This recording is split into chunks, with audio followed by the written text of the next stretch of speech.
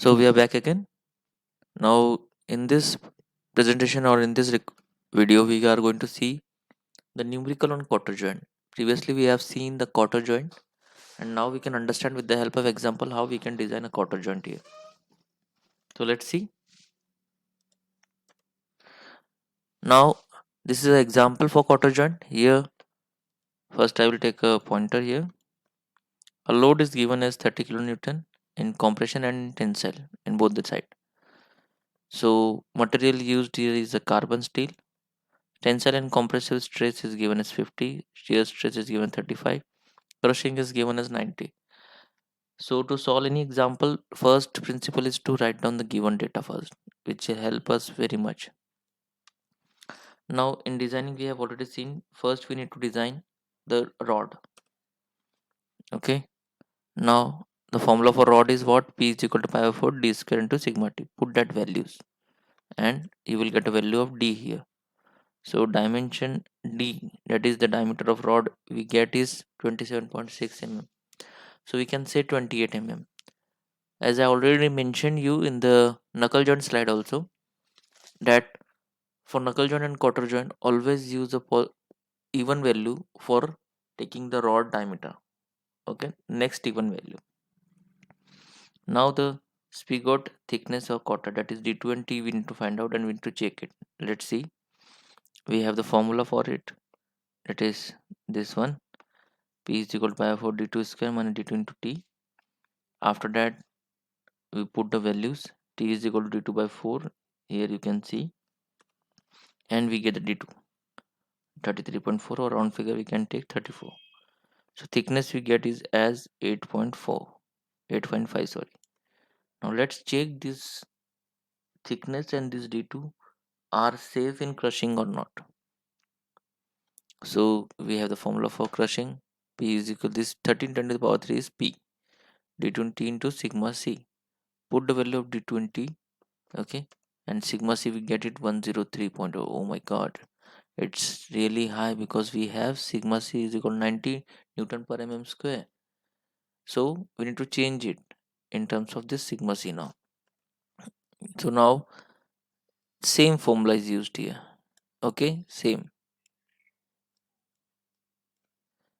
but only d2 is not mentioning here. D2 is unknown right now. So t is equal to d2 by 4. So just find out d2. D2 is 36.5.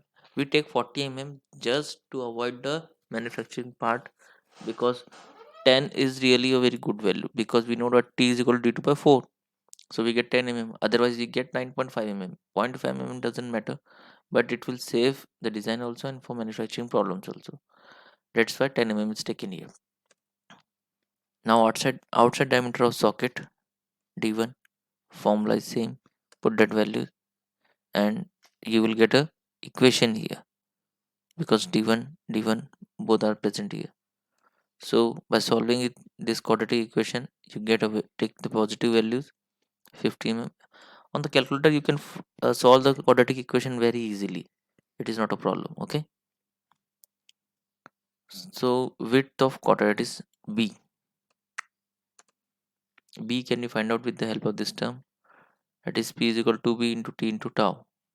Okay, b is equal to 43 mm right now, so this we get the value here. Then d4, same thing in terms of sigma c, we need to check it. Okay, we get a value. Formula is p is equal to d4 minus d20 into sigma c. Put the value and we get the answer 75 mm. Now c, that is thickness of socket collar. Formula is what? P is equal to 2 times d4 minus d2 into c into tau. So we get the value of c as 12 mm. Same thing, the distance from the end of the slot, that is a. P is equal to 2 times a d2 into tau. I think you remember that a I have shown for sharing, how it get removed from the spigot. So this is how we get a is equal to 11 am. Now spigot color d3 we need to find out. So d3 is what? Formula is given. I am directly solving it. So d3 is 45 mm. This is how we get all the dimension right now. The residual, that is the length, and the E can be find out with the help of this term, that is L is equal to 4 times D, E is equal to 1.2 times D. So this is how you can design a Cotter joint. Just repeat this video and you will understand how to design it. Try to solve the numerical with the help of this video. Definitely you will understand how to design a Cotter joint. Okay, thank you very much.